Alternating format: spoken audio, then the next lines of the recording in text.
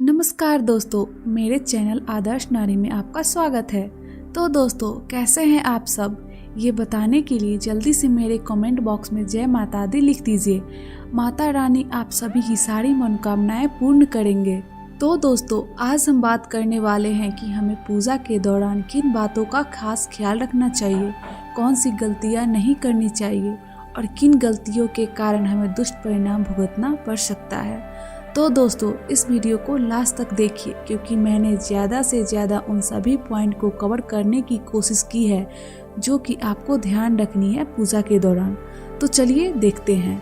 इससे पहले आप अभी तक मेरे चैनल को सब्सक्राइब नहीं किए हैं तो जल्दी से कर लीजिए और अगर मेरा वीडियो अच्छा लगे तो लाइक भी कर दीजिए और अपने फैमिली फ्रेंड के साथ शेयर कर लीजिए। तो चलिए देखते हैं। दोस्तों, मैं सबसे पहले आपको ये बताना चाहती हूँ कि पूजा जितनी ज़्यादा करे उतना कम है और जितना कम करे उतना ज़्यादा है। कोई भी जोर जबरदस्ती नहीं है और आपको जितना टाइम मिलता है, आप जितना टाइम दे सकते हैं आप पूजा में दे, लेकिन रोज़ पूजा ज़रूर करें।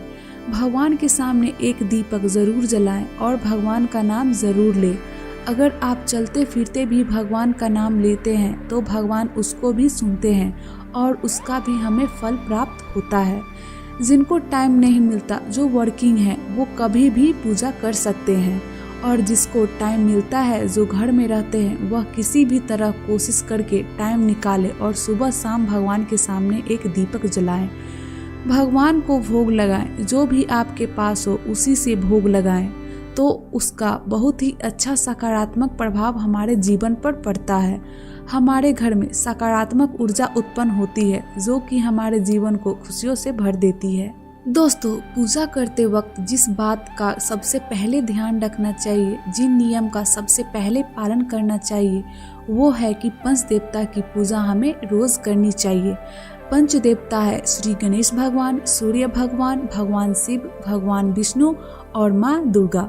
श्री गणेश भगवान की पूजा किसी भी पूजा में सबसे पहले की जाती है, तभी भगवान पूजा स्वीकार करते हैं। सूर्य देवता हैं जो नवग्रह के राजा माने जाते हैं। नवग्रह हमारे जीवन में हर अच्छे बुरे कर्म का फल देते हैं, तो इनकी पूजा करना भी बहुत जरूरी है। इसी प्रकार भगवान शिव और विष्णु भगवान जो है वो हमारे रचयिता और पालनहार है, तो हमें इनकी भी पूजा रोज करनी चाहिए। और माँ दुर्गा की पूजा सबसे अंत में की जाती है क्योंकि वो जगत जननी माँ जगदम्बा है, परम शक्ति है, तो इनकी पूजा सबसे अंत में की जाती है। प्रतिदिन पूजा करते समय इन पंच देवताओं का ध्यान करना चाहिए। इसके अलावा हमें कुल देवता और पूर्वज को भी प्रणाम करना चाहिए, उनको भी जरूर याद करना चाहिए। वासु देवता को भी जरूर याद करना चाहिए।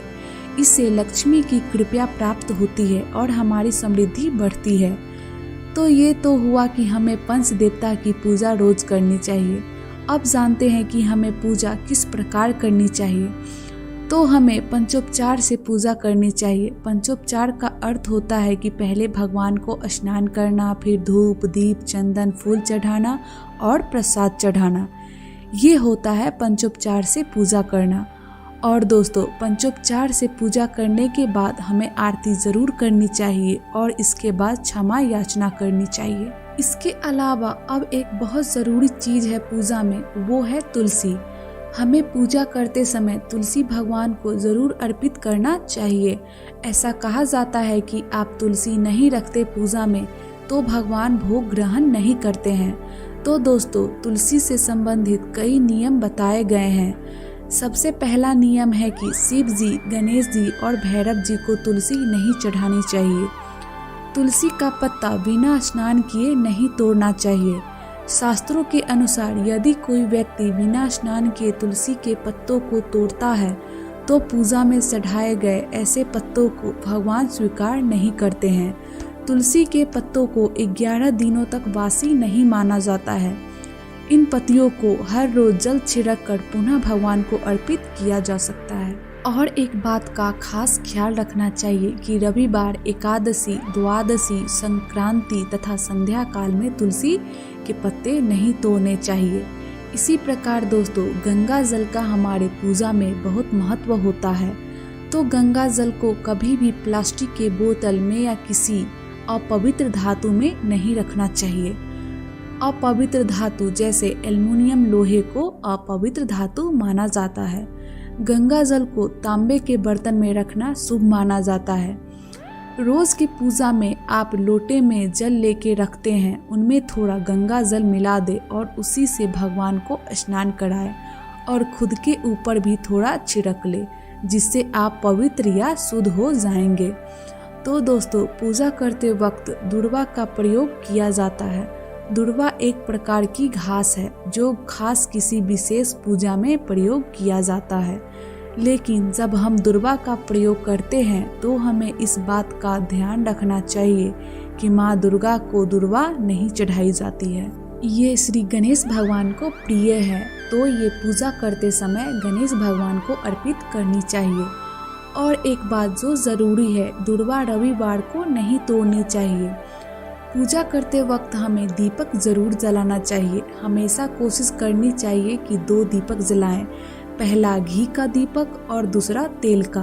घी के दीपक में आप रुई की बत्ती प्रयोग कर सकते हैं और तेल के दीपक में आप लाल रंग के कलावा के बत्ती का प्रयोग करें, ये अच्छा माना जाता है।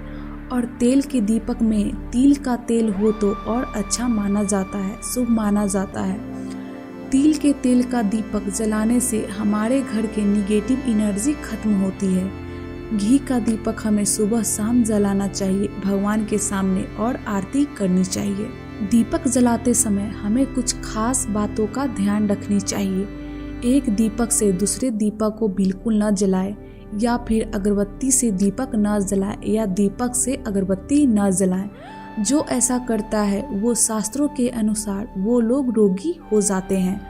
दीपक जलाने के बाद या भगवान को दीपक दिखाने के बाद या आरती के बाद हमें इस बात का ध्यान रखना चाहिए कि जो हमने लोटे में जल लिया हुआ है उससे 1-2 चम्मच पानी अपने हाथ में ले करके हाथ को धो लेना चाहिए।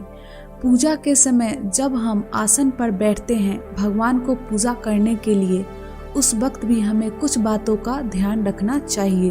पूजा करते वक्त हमें इस प्रकार बैठना चाहिए कि हमारा मुख पूरब की तरफ हो या उत्तर की तरफ हो। यही 2 दिशाएं पूजा करने के लिए सर्वश्रेष्ठ मानी गई है।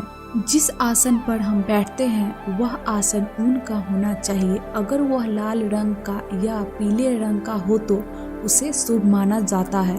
हमेशा कोशिश करनी चाहिए कि सुबह की पूजा सुबह 6 से 8 के बीच में कर ले और शाम की पूजा आप 5 से 6 के बीच में कर ले, तो यह बहुत अच्छा माना जाता है।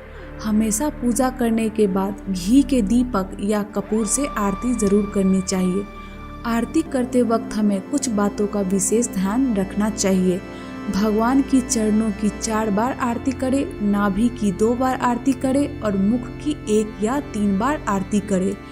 इस प्रकार भगवान की समस्त अंगों की 7 बार आरती करनी चाहिए। समस्त पूजा और आरती खत्म होने के बाद आप जिस स्थान पर खड़े हैं उस स्थान पर ही खड़े खड़े 3 बार परिक्रमा अवश्य करनी चाहिए। इसके अलावा कुछ और बातों का ध्यान रखनी चाहिए, जैसे कि सूर्य देवता को शंख से जल अर्पित ना करें। कई घरों में शंख रोज बजाते हैं, तो इसमें ध्यान रखना चाहिए कि स्त्रियां शंख ना बजाएं। शंख हमेशा पुरुष को बजानी चाहिए, ये शुभ माना जाता है। अगर पुरुष शंख बजाता है तो उसे स्नान करके पवित्र हो करके शंख बजानी चाहिए। यदि वह इस नियम का पालन नहीं करते हैं तो वहां से माँ लक्ष्मी रुष्ट हो जाती है। केतकी का फूल कभी भी शिवलिंग पर अर्पित नहीं करनी चाहिए। किसी भी पूजा में मनोकामना की सफलता के लिए दक्षिणा अवश्य चढ़ानी चाहिए। दक्षिणा चढ़ाते समय अपने दोषों को छोड़ने का संकल्प ले।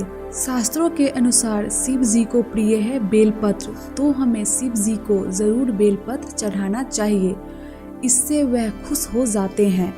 बेलपत्र 6 महीनों तक वासी नहीं माना जाता है। बेलपत्र पर पुनः जल छिड़क कर उसको पूजा में प्रयोग कर सकते हैं। आमतौर पर फूलों को हाथ से भगवान पर अर्पित करते हैं, लेकिन ऐसा नहीं करना चाहिए। फूल चढ़ाने के लिए फूलों को किसी पवित्र पात्र में रखें, फिर देवी देवताओं को चढ़ाएं। तांबे के बर्तन में चंदन या चंदन का पानी नहीं रखना चाहिए। बुधवार या रविवार को पीपल के जड़ में जल नहीं चढ़ाना चाहिए। दोस्तों, पूजा घर में मूर्तियाँ 3, 5, 7 या 9 या 11 इंच का ही होना चाहिए। इससे बड़ी मूर्ति नहीं होनी चाहिए। घर के मंदिर में भगवान की मूर्ति बैठी हुई अवस्था में होनी चाहिए।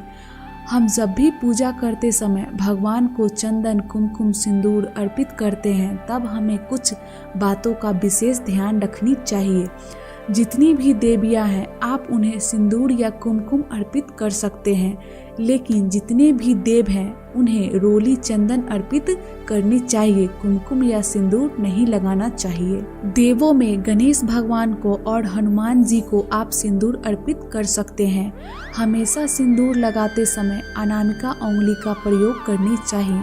तो दोस्तों, मैंने इस वीडियो में कोशिश की है कि आपको पूजा में किन छोटी बड़ी बातों का विशेष ध्यान देना है, उनकी ज़्यादा से ज़्यादा जानकारी दे सकूं। दोस्तों, मैं अपने आगे की वीडियो में पूजा से संबंधित जानकारियाँ देती रहूँगी। अगर आपको ये वीडियो अच्छा लगा है तो लाइक कर दीजिए, फैमिली फ्रेंड के साथ शेयर कर दीजिए और मेरे चैनल को सब्सक्राइब करना ना भूलें। तब तक के लिए बाय बाय।